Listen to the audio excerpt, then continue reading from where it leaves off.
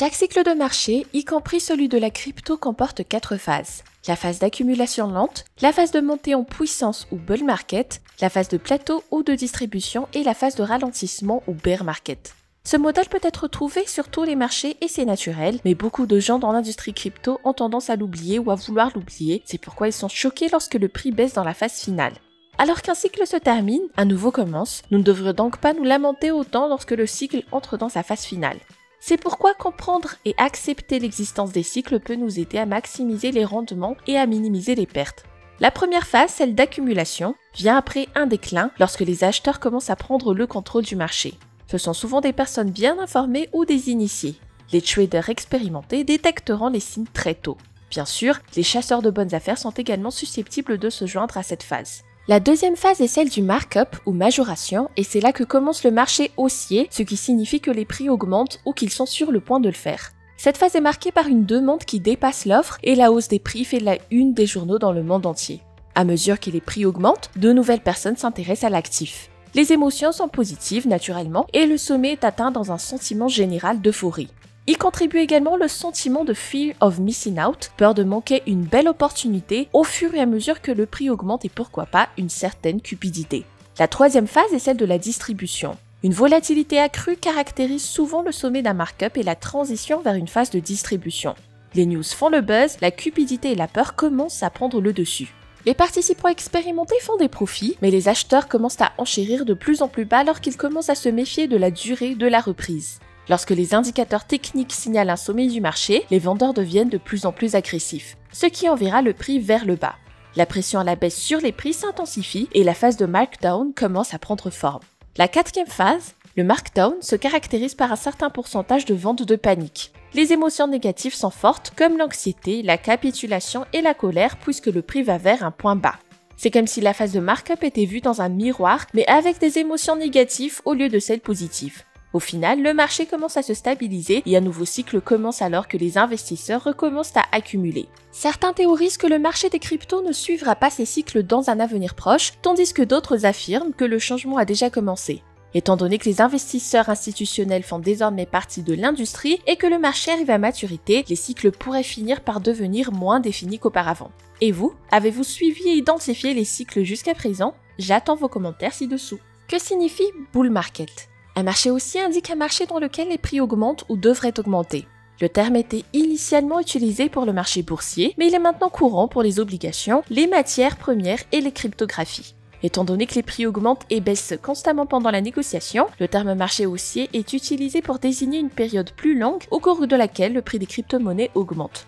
Un marché haussier peut durer plusieurs mois ou dans le cas d'autres actifs, même des années. Plusieurs indicateurs peuvent suggérer qu'un marché haussier approche. L'un d'entre eux est le score MVRVZ qui est utilisé pour évaluer quand un actif est surévalué ou sous-évalué par rapport à sa juste valeur, mise en évidence par l'écart entre sa capitalisation boursière et sa capitalisation réalisée. Lorsque la valeur de marché est nettement supérieure à la valeur réalisée, elle a historiquement indiqué un sommet du marché, zone rouge, tandis que l'inverse a indiqué un creux du marché, zone verte. Le multiple de Mayer est un autre indicateur technique qui indique si Bitcoin est suracheté, survendu ou à un prix équitable. Le signal NVT est également utilisé car il prend la valeur totale du réseau Bitcoin, alias la capitalisation boursière, et la divise par la moyenne mobile sur 90 jours de la valeur de transaction quotidienne. Bear market, c'est quoi?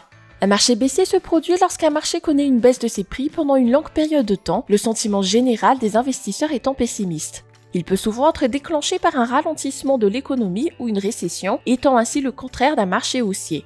Il y a plusieurs facteurs que l'on pourrait examiner afin de voir si un marché baissier approche. L'un d'eux est un volume de trading Bitcoin en baisse. S'il existe un écart entre le volume et le prix, cela indique généralement que les nouveaux capitaux entrant sur le marché se tarissent et que la dynamique d'achat diminue.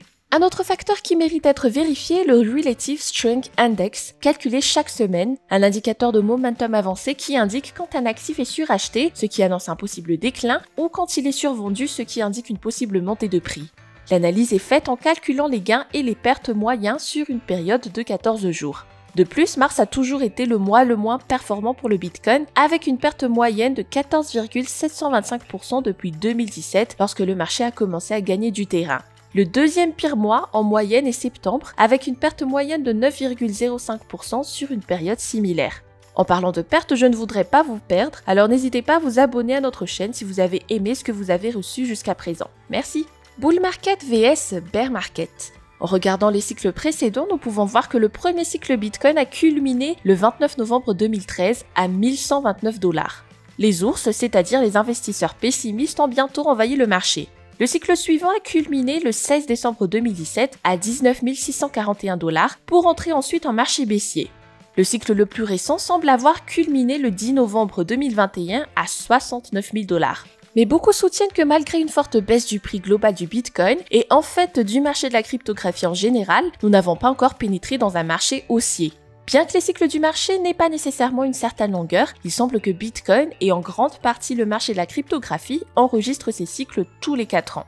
Bien sûr, un cycle peut être identifié plus facilement sur une période plus grande de temps, cependant il est également possible qu'un cycle soit constitué de plusieurs cycles qui se déroulent sur des cycles plus petits et ne peuvent être remarqués que sur des périodes plus courtes. Un tel exemple peut être le marché haussier du Bitcoin qui s'est terminé à environ 20 000 $ fin 2017. Le Bitcoin s'est accumulé pendant près de 2 ans à partir de 2015, à peu près au moment où le markdown précédent se terminait. 2017 a marqué le début d'une importante appréciation des prix qui a poussé le markup vers le haut. Bitcoin a grimpé et baissé entre 15 000 $ et 19 000 $, suivi d'un markdown prolongé qui a duré jusqu'en 2019. Si vous étiez un investisseur à l'époque, je parie que vous vous souvenez que toutes les phases étaient suivies des émotions typiques d'un tel cycle. Le premier cycle, celui qui a culminé en 2014, a vu les gains relatifs les plus importants pour les investisseurs. En conclusion donc, en tant que trader ou investisseur, il est très important que vous compreniez que le marché de la cryptographie jusqu'à présent a évolué par cycle. De tels cycles peuvent offrir une perspective macro importante, ce qui signifie qu'avant de décider de trader, vous pouvez être assez bien informé de tout ce qui se passe, s'est passé et se passera. Ce qu'il faut garder à l'esprit, c'est que dans toutes les industries, chaque fois que le prix a baissé, il a finalement remonté. Il est donc important de ne pas avoir peur de ce qui est naturel. C'est tout pour aujourd'hui. Si vous avez aimé la vidéo ou si vous avez d'autres questions sur le sujet, n'hésitez pas à les poser dans la section des commentaires. À bientôt et prenez soin de vous.